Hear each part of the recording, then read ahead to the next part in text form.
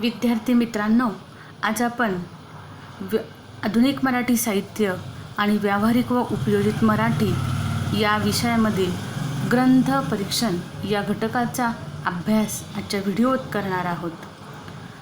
त्यात खालील मुद्द्यांच्या अनुषंगाने आपण विचार करणार आहोत. ग्रंथ परीक्षण म्हणजे काय, ग्रंथ परीक्षणाचे स्वरूप, ग्रंथ परीक्षणाचे घटक, ग्रंथ परीक्षणाची आवश्यकता आणि ग्रंथ परीक्षणाची उद्दिष्टे. प्रथम ग्रंथ परीक्षण म्हणजे काय. मराठी साहित्य हे खूप व्यापक आहे, आपल्याला माहीतच आहे. त्याचे ललित साहित्य आणि ललितेतर साहित्य असेही दोन प्रकार पडतात. या दोन्ही प्रकारात समाविष्ट असणारे जी टिपणे आहे ती साहित्यावर लिहिली जातात, त्या साहित्याचे आणि त्या ग्रंथाचे तेच परीक्षण असते. तर हे परीक्षण वाचक आणि लेखक दोघांसाठी महत्त्वाचे असते, कारण त्याच्यामुळे वाचक आणि लेखक यांच्यामध्ये परस्पर संबंध प्रस्थापित होत असतात. नवीन साहित्यकृती लोकप्रिय आणि वाचकप्रिय होण्यासाठी हे परीक्षण महत्त्वाचे असते. ग्रंथ परीक्षणाची ही व्याख्या आपण अशी इथे करता येईल. साहित्यकृती आणि त्यातील आशय वाचकांपर्यंत पोहोचविणारी एक पाऊलवाट. एखाद्या ग्रंथाचे अंतरंग तपासणे, त्या ग्रंथाचा विस्तृत असा परामर्श घेणे म्हणजे ग्रंथ परीक्षण. आपण एखादा पिक्चर बघतो त्यावेळेस त्या चित्रपटाविषयीचा थोडक्यात स्टोरी आपण आपल्या मित्राला किंवा इतरांना सांगत असतो. ते सांगत असताना आपण त्यातल्या महत्त्वाच्या बाबी सांगतो. उदाहरणार्थ त्या चित्रपटामध्ये नायक नायिका कोण आहे, कोणती त्याच्यातली गाणी प्रसिद्ध आहे, कोणते डायलॉग्स तिथे बोलले गेलेले आहे, ह्या सगळ्या गोष्टींचा विचार आपण अगदी थोडक्यात मांडत असतो. तसंच एखादा ग्रंथ वाचल्यानंतर त्या ग्रंथातील काही आपल्याला अवलोकन झालेल्या गोष्टी आपण सांगणे म्हणजेच थोडक्यात परीक्षण करणे होय. दुसरा आपला घटक आहे ग्रंथ परीक्षणाचे स्वरूप. कोणतीही नवीन कलाकृती जेव्हा बाजारात येते तेव्हा त्या कलाकृतीची प्राथमिक ओळख होणे आपल्याला गरजेचे असते आणि मग हीच ओळख आपल्याला परीक्षणाद्वारे होते. मग हे परीक्षण वृत्तपत्राच्या माध्यमातून असते, मासिका, साप्ताहिक, वेगवेगळी नियतकालिकं असतात, त्या नियतकालिकाच्या माध्यमातून केले जाते. नव्याने प्रसिद्ध झालेल्या एखाद्या चांगल्या पुस्तकाचा वाचकांना परिचय करून देणे हीच त्या आजच्या व्यापक आणि वाङ्मयीन व्यवहारातील एक महत्त्वाची गरज असते. मग ह्या ग्रंथ परीक्षणाचे स्वरूप समजून घेताना प्रथम ग्रंथ निर्मिती का आणि कशासाठी होते तर हे आपल्याला समजून घेतले पाहिजे. आपण साहित्य लेखनाचे हेतू नेहमीच ऐकत असतो की ज्ञानप्राप्ती होणे, मनोरंजन करणे, एखाद्या विषयातील आपल्या जाणीवांच्या किंवा ज्ञानाच्या गरजा आपण वाढविणे, या उद्देशाने ग्रंथ लिहिले जाते आणि मग वाचकही ते वाचतो. म्हणजेच ज्ञानप्राप्ती, मनोरंजन हे वाचकाच्या त्या ग्रंथ वाचण्यामागचे उद्देश असतात. मग या वाचकांच्या गरजा या ग्रंथातून भागविल्या जातात आणि त्याचमुळे ग्रंथ निर्मितीच्या ह्या प्रेरणाही आपल्याला दिसून येतात. मग आजच्या गतिमान काळामध्ये जर आपण बघितलं तर ज्ञानाचा आवाका हा खूप वाढलेला आहे. अनेक नवनवीन विषयांची भर आपल्या ज्ञानामध्ये पडत असते, पण तरीही आपण ग्रंथ निर्मिती प्रक्रियेकडे गांभीर्याने पाहिले पाहिजे, कारण ग्रंथाच्या माध्यमातून खूप मोठा ज्ञानाचा ठेवा हा एका पिढीकडून दुसऱ्या पिढीकडे आपल्याला मिळत असतो आणि म्हणूनच त्या दृष्टीने ग्रंथ परीक्षण हे होणे गरजेचे असते. पुढे आहे ग्रंथाचे घटक. ग्रंथ परीक्षणाचे घटक. जेव्हा आपण एखाद्या ग्रंथाचं स्वरूप बघतो म्हणजेच काय ग्रंथाचं आपण परीक्षण करतो म्हणजे केवळ परिचय करणे एवढा संकुचित अर्थ त्या परीक्षणाचा नसतो, तर त्यामागे हेही खरे असते की त्याला समीक्षा असेही म्हटले जाते. मग ही समीक्षा करणे म्हणजेच काय तर एखादा ग्रंथ आहे त्या ग्रंथाचं गुणदोष विवेचन करणे आणि त्या एखाद्या साहित्यकृतीचे समग्रपणे केलेले स्वरूप विश्लेषण म्हणजे ग्रंथ परीक्षण आहे. मग ह्या ग्रंथ परीक्षणाचं जेव्हा आपण एखाद्या ग्रंथाचं परीक्षण करतो तेव्हा काही घटकांच्या आधाराने आपल्याला ते करावे लागतात.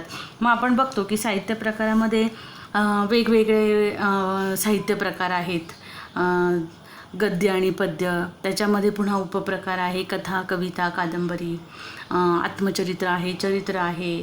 मग हे जे वेगवेगळे प्रकार आहे त्या प्रकारानुसारही ते परीक्षण करणं गरजेचं असतं.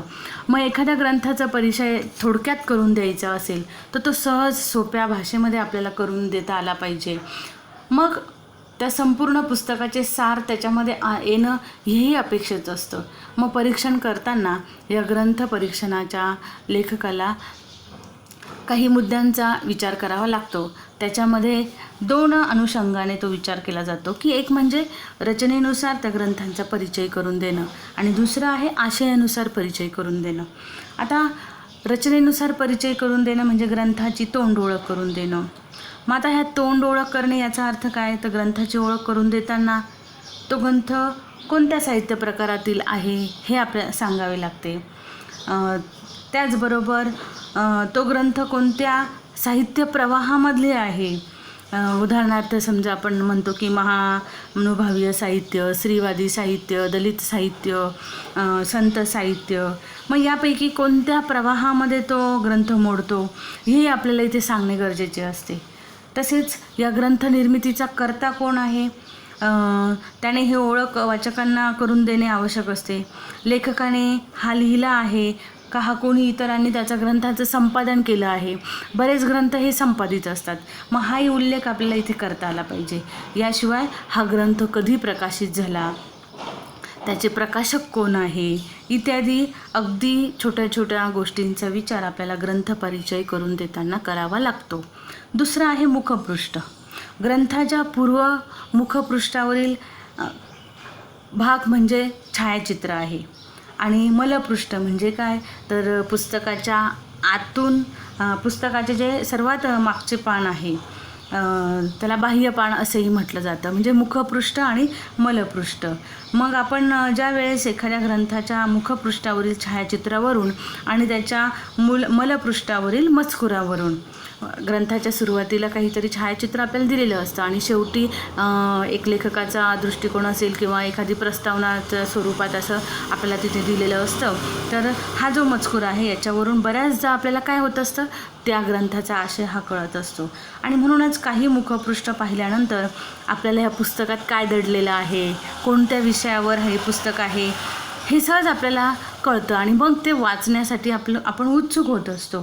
आणि मग ह्या ग्रंथाचा परिचय देताना ह्या मुखपृष्ठावरील छायाचित्र आपल्याला देणं गरजेचं असतं की जेणेकरून ग्रंथाचा विषय जो आहे तो आपल्याला तिथे सहजपणे उलगडेल. आणि हे मुखपृष्ठ पाहिल्यानंतर वेगवेगळे संदर्भ त्या वाचकाला यायला लागतात. मग तो विषयाचा संदर्भ लावतो जेणेकरून तो वाचक तो ग्रंथ खरेदीही करू शकतो. अर्थातच त्याला प्रत्येक वेळी मुखपृष्ठावरून त्या पुस्तकातील आशयाचा अंदाज बांधता येईल असं काही नाही, परंतु तरी देखील आपल्याला त्या वाचकाच्या क्षमतेनुसार, त्याच्या वाचन क्षमतेनुसार, त्याच्या ज्ञानाच्या पातळीनुसार तो त्याचा अर्थ लावतो. आणि म्हणूनच हे मुखपृष्ठ आणि मलपृष्ठावरील मजकूर ह्या दोन्हीही गोष्टी परीक्षण लिहिताना छापाव्या की जेणेकरून वाचकाला त्या पुस्तक वाचण्याची उत्सुकता तयार होईल. तिसरा आहे ग्रंथातील मुद्दे. आता जेव्हा आपण हा ग्रंथ लिहितो त्या ग्रंथामध्ये हेच वरील सांगितल्याप्रमाणे की ग्रंथामध्ये ही मुद्दे अनुषंगून असावे की जेणेकरून ग्रंथ कोणता आहे, त्याच्यामध्ये कोणत्या प्रकारावर तो दडलेला आहे किंवा त्याचा विषय काय आहे ह्याचा विचार करूनच आपल्याला त्या ग्रंथातील मुद्दे मग ते वाङ्मयीन दृष्टीने असतील, त्या ग्रंथामध्ये भाषाशैली कशी आहे, वातावरण निर्मिती कशी आहे, लेखकाचा दृष्टिकोन कसा आहे, ह्या सगळ्या गोष्टींचा विचार आपल्याला इथे ग्रंथाच्या मुद्द्यांमध्ये करता येतो. ग्रंथपरीक्षणातील पुढचा घटक म्हणजे ग्रंथाचा विषय. प्रत्येक ग्रंथामध्ये असे वेगवेगळे विषय हाताळलेले असतात. जसं आपण वरती बघितलं की साहित्याच्या प्रकारानुसार आहे, बऱ्याच वेळेस अर्थ, राजकारण, समाजकारण अशा वेगवेगळ्या विषयांवरही ग्रंथ लिहिली जातात. मग प्रत्येक ग्रंथपरीक्षण करताना या प्रस्तुत ग्रंथामध्ये कोणत्या विषयावर भर दिलेला आहे ह्या ग्रंथपरीक्षकाला थोडक्यात सांगणे महत्त्वाचे असते. कारण काय असतं की वाचकाला तो विषय समजल्यानंतर त्या आपल्या आवडीनिवडीनुसार ते ग्रंथ खरेदी करत असतात आणि म्हणूनच या बदलत्या काळानुसार, जीवनमानानुसार त्या विविध विषयांवर असे वेगवेगळे ग्रंथ बाजारात येत असतात. आणि म्हणूनच त्या ग्रंथाचा विषय हा त्या वाचकापर्यंत पोहोचविणे आणि जो विषय त्याचा आवडीचा आहे त्याच्यापर्यंत ते ग्रंथ पोहोचविणे हे तितकं गरजेचं असतं. आणि म्हणूनच ग्रंथपरीक्षण करताना ग्रंथ कोणत्या विषयावर लिहिलेला आहे याचा उल्लेखही आपल्या परीक्षणात असायला हवा. पुढचा आहे ग्रंथलेखनाचा हेतू. जेव्हा आपण एखादा ग्रंथ वाचतो तेव्हा त्याचं जसं प्रत्येक कार्य करण्यामागे आपला काही एक विशिष्ट हेतू असतो, तसंच निर्मिती करण्यामागे सुद्धा लेखकाचा हेतू दडलेला असतो. म्हणजेच मग तो मनोरंजन असेल किंवा इतरांना मार्गदर्शन करण्यासाठी असेल किंवा तो उपदेशात्मक ग्रंथ असेल, अशा वेगवेगळ्या हेतूने तो ग्रंथ लिहिलेला असतो.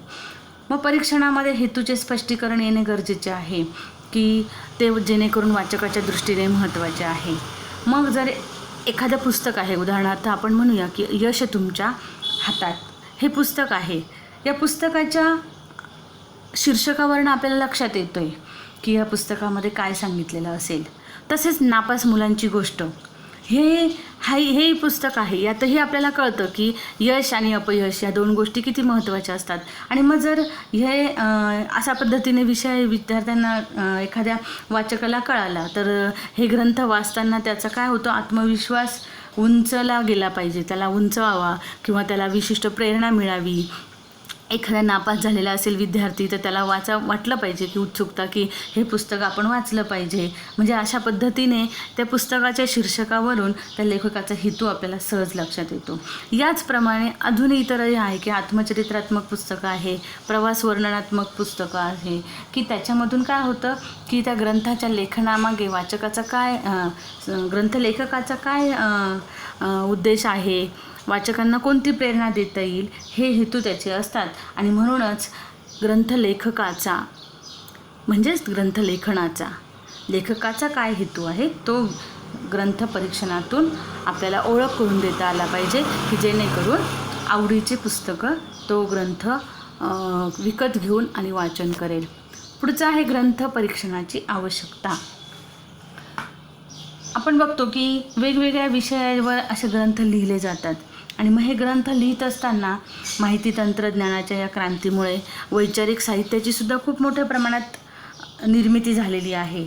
नवीन विषय, विविध अनुभव आपल्याला त्याच्यातून घेता येतात आणि समाजातील घडणाऱ्या अनेक प्रसंग घटना यांचंही आपल्याला अनेक साहित्यकृतीमधून अनुभव साकारले जातात, ते आपल्यापर्यंत पोचतात.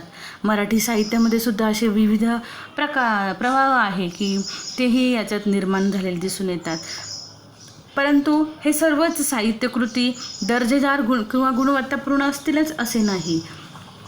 अगदी सामान्य हितकासुद्धा त्या सामान्य हिनकस अशा दर्जाचे सुद्धा साहित्य निर्माण होत असते, परंतु सर्वसामान्य लोकांना चांगले वाईट ठरविणे अवघड येते असते आणि म्हणूनच यासाठी त्याला चांगल्या परीक्षणाची मदत होत असते आणि म्हणूनच परीक्षणाची आवश्यकता असते. मग याच्यामध्ये आपल्याला ही मुद्दे ओघाने किंवा ठळकपणे सांगता येतील की वाचकांना तो मदत म्हणून ठरत असतो, म्हणजे वाचकांसाठी मदतनीस म्हणून तो कार्य करतो आणि म्हणून ग्रंथ परीक्षणाची आवश्यकता आहे. दुसरं म्हणजे मार्गदर्शन, म्हणजेच काय की एखाद्या सामान्य माणसाला किंवा सामान्य वाचकाला नेमक्या कोणत्या साहित्यकृतीतून वाचनीय आणि आपल्याला उपयुक्त असा मजकूर मिळेल किंवा तो त्या ग्रंथामध्ये उपलब्ध होईल अशा पद्धतीचं मार्गदर्शन करण्याचं काम हे ग्रंथपरीक्षण करत असतं आणि ते याच्या ग्रंथपरीक्षणामुळे साध्य होते आणि म्हणून ग्रंथपरीक्षणाची आवश्यकता असते. बऱ्याच वेळेस काय होतं, विशिष्ट ग्रंथ वाचण्यापूर्वी जर सामान्य वाचकाला तो ग्रंथपरीक्षण जर मिळाले ना तर त्या ग्रंथपरीक्षणातून तो लक्षात घेतो की या ग्रंथामध्ये काय आहे, हा विषय आपल्याला स्वीकार्य आहे किंवा नाही, किंवा हा विषय त्याज्य आहे, किंवा हे पुस्तक वाचलं पाहिजे का, अशी वाचकाची एक मानसिक तयारी होते. आणि म्हणूनच त्याने ग्रंथ वाचनापूर्वी ग्रंथपरीक्षण जर वाचलेले असेल तर त्याच्या मनाची एक मानसिक म्हणजे ज्याला बैठक म्हणतो ती तयार होते आणि त्यातून तो ग्रंथ वाचन अतिशय परिणामकारकतेने करू शकतो. आता ग्रंथ वाचनानंतर पुन्हा त्याचं मत पडताळणे, म्हणजे एखादा ग्रंथ वाचून झाल्यानंतर जर वाचकाला त्याचे परीक्षण वाचायला मिळाले तर आपले स्वतःचे आणि या ग्रंथाविषयीचे एकंदर म्हणजे इतरांचे काय मत आहे व तो ग्रंथपरीक्षण लिहिणाऱ्या लेखकाचे त्याविषयीचे काय मत आहे याची तुलना वाचक हा सहजपणे करू शकतो आणि म्हणजेच तो विविध मतांची पडताळणीसुद्धा त्याला त्याच्यातून घेता येते. म्हणजे वेगवेगळ्या परीक्षकांची ती मतं जाणून घेऊन स्वतःचं मत आणि त्याची तुलनात्मक अभ्यासही त्याला त्याच्यातून करता येतो. पुढचं आहे त्याची अभिरुची संपन्न करणे. आता केवळ आवड म्हणूनही वाचक हे वाचत असतात. मग एखाद्या साहित्यकृतीच्या श्रेष्ठत्वाचे निकष काय आहे, ती का आवडते, तिच्यामध्ये कोणती मूल्य प्रकट झालेली दिसून येतात, तिच्यामध्ये असणारे स्थल काल सापेक्ष वर्णन काय आहे, आणि हे सर्व वाचकांना त्या ग्रंथपरीक्षणातून जर समजले तर ती साहित्यकृती वाचकाला चांगली समजू शकते. म्हणजे परीक्षणातून थोडक्यात त्याला ग्रंथाचं आकलन व्हायला लागतं आणि मग नंतर तो स्वतः ते वाचन करून त्याचा अनुभव हा घेत असतो आणि त्याच्या अभिरुचीमध्ये समृद्धता येत असते. पुढचं आहे नवोदित साहित्यिकांसाठी उपयुक्त. आता आपण बऱ्याच वेळेस बघतो की परीक्षण हे नवोदित साहित्यिक म्हणजे काही लेखन करण्याची आवड असते आणि मग त्याच्या साहित्यामध्ये काही त्रुटी असतात, तो सहजपणे दर्जेदार साहित्य लिहू शकत नाही. सरावाने अनेक पुस्तकं लेखन केल्यानंतर मग तो आपलं दर्जेदार साहित्य लिखाण करू शकतो. आणि म्हणूनच जे नवोदित साहित्यिक आहे, नवलेखक आपण त्याला म्हणूया, त्यांनी जर अशा पद्धतीचे ग्रंथपरीक्षण केले तर त्याला साधारणपणे आपल्या ग्रंथामधनं असणाऱ्या त्रुटीही समजतात आणि दर्जेदार साहित्यामधल्या महत्त्वाच्या बाबीही तो सहजपणे लक्षात घेऊ शकतो आणि आपल्या भविष्यामध्ये तो चांगल्या पद्धतीने लेखन करू शकतो आणि साहित्यकृतीकडे तो निकोप दृष्टीने त्याची जी पाहण्याची वृत्ती आहे ती निर्माण होते आणि त्यामुळे त्याच्या हातून एक चांगली साहित्यकृतीसुद्धा निर्माण होऊ शकते. इतकं महत्त्व या ग्रंथपरीक्षणाचं आहे. पुढचा मुद्दा आहे साहित्य व्यवहार समृद्ध करणे. चांगली ग्रंथपरीक्षणे निरक्षीर विवेकाने आणि उत्तम दर्जाचे साहित्य वाचकांसमोर देत असते. आता ही परीक्षणं देणाराही तितकाच दर्जेदारही असतो. साहित्य निर्मितीस तो चालना देत असतो आणि त्यामुळे पर्यायाने साहित्य व्यवहारही हे समृद्ध होत असतात. मग अशा पद्धतीने साहित्यकृतीची देवाणघेवाण एखादा ग्रंथ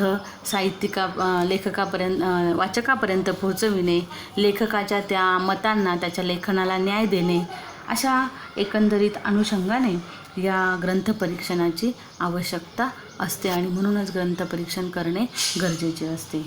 म्हणूनच या ग्रंथपरीक्षणाची काही उद्दिष्टे डोळ्यासमोर ठेवलेली आहेत. ती उद्दिष्टे अशी आहे की वाचकाला उद्युक्त करणे. याचाच अर्थ काय की जेव्हा आपण एखादा ग्रंथ वाचतो तेव्हा त्या साहित्यकृतीचे आपल्याला वाचकाला तो ग्रंथ वाचला पाहिजे असे वाटते आणि तो वाचण्यासाठी तो उद्युक्त झाला पाहिजे, तरच खऱ्या अर्थाने ते साहित्य ते परीक्षण उत्कृष्ट होईल असे म्हणता येईल. म्हणजेच त्या वाचकास उद्युक्त करणे हे उद्दिष्ट डोळ्यासमोर ठेवूनच ग्रंथपरीक्षकाने परीक्षण करणे गरजेचे आहे. दुसरा आहे विषय विवेचन. ग्रंथातील विषय कलाकृतीला अनुसरून असणे आवश्यक आहे. मग तो विशिष्ट शैली वापरून लिहिला गेला पाहिजे की ते विशिष्ट शैलीमध्ये तो लिहिता आला पाहिजे. त्या विषयाचं म्हणजे ग्रंथातील विषयाचं विवेचन त्या वाचकाला कळेल अशा शब्दामध्ये त्या ग्रंथपरीक्षकाने त्याचं परीक्षण केलं पाहिजे आणि तो ग्रंथ वाचण्याची उत्कंठा वाचकामध्ये निर्माण झाली पाहिजे. तसेच पुढचा आहे सविस्तर परामर्श. म्हणजेच काय की परीक्षण करताना त्या ग्रंथाचा सूक्ष्म अभ्यास हा झाला पाहिजे. म्हणजे वरवर त्याच्या चर्चा करून किंवा वरवर त्याचा परिचय देऊन तो जर त्याला खऱ्या अर्थाने न्याय मिळाला नाही लेखकाच्या लेखनाला तर कदाचित तो वाचकांपासून परावृत्तही होऊ शकतो. आणि म्हणूनच केवळ गुणदोषांची चर्चा न करता समग्रपणे त्या ग्रंथातील वाङ्मयीन सौंदर्य काय आहे, त्याच्यामधली भाषाशैली कशी आहे, त्यामधलं वातावरण कसं आहे, त्यामधली मानसिक शारीरिक त्यातल्या ज्या वेगवेगळ्या भावनिक आंदोलनं आहेत, गुंतागुंत असते, नात्याची असते, काही वेळेस इतर काही ठिकाणी पात्र परिचय असतो, त्याच्यामध्ये प्राण्यांविषयक काही ग्रंथ असतात. मग अशी ही जी ग्रंथ आहे या ग्रंथांमधला विचार करताना त्याचं सर्वंकष वर्णन करणे गरजेचं आहे. तरच ते वाचकापर्यंत पोहोचेल. आणि सर्वात महत्त्वाचं उद्दिष्ट म्हणजे आस्वाद घेणे.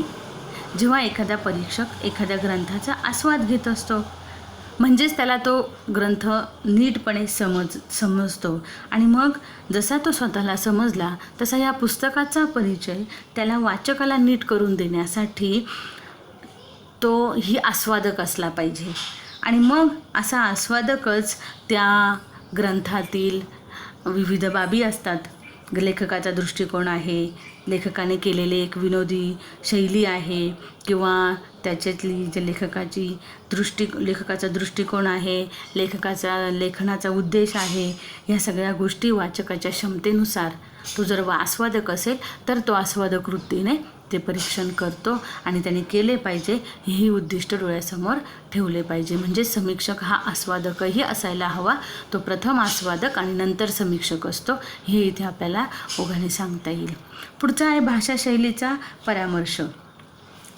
बऱ्याच वेळेस एखादा ग्रंथ जेव्हा आपण सांगत असतो तो विशिष्ट प्रसंग आहे, विशिष्ट स्थान आहे, वेगवेगळी पार्श्वभूमी असणारे असे ग्रंथ असतात आणि मग त्या ग्रंथामध्ये लेखकाने ती पार्श्वभूमी, ग्रामीण पार्श्वभूमी असेल, दलित पार्श्वभूमी असेल, त्या विषयानुसार त्याने त्याच्यामध्ये भाषा शैलीचा विचार केलेला असतो आणि म्हणूनच लेखकाच्या त्या भाषा शैलीचाही परिचय वाचकांना करून देणे हा ग्रंथपरीक्षणाचा महत्त्वाचा भाग असतो. आणि म्हणूनच त्या मूळ ग्रंथातील महत्त्वाच्या गोष्टी परीक्षणातून सादर करून देणे, वाचकांना मूळ पुस्तक वाचनास प्रवृत्त करणं, ह्या गोष्टींचा विचार इथे होतो. आणि मग त्यामधूनच काय होतं, लेखकाच्या भाषाशैलीचाही प्रत्यय येतो, लेखकाचा जो विचार आहे तोही तिथे मांडला जातो. थोडक्यात लेखकाचाही तिथे परिचय होत असतो आणि वाचकांची उत्कटताही तिथे वाढत असते. आणि असं जर परीक्षण केले तर ते उत्कृष्ट परीक्षण म्हणता येईल आणि त्या दृष्टीने वाचकही त्याच्याकडे प्रवृत्त होऊन तोही वाचनाचा आस्वाद घेईल. अशा पद्धतीने एखादा ग्रंथ वाचकापर्यंत पोहोचविण्यासाठी वाचक आणि लेखक यांच्यातील महत्त्वाचा दुवा म्हणजे ग्रंथपरीक्षक असतो. आणि म्हणूनच त्या ग्रंथपरीक्षकाने ग्रंथपरीक्षण करणे हे काळजीपूर्वक करणे किंवा ते सर्व ह्या घटकांना अनुसरून करणे गरजेचे असते, हेच आपल्याला इथे सांगता येईल. धन्यवाद.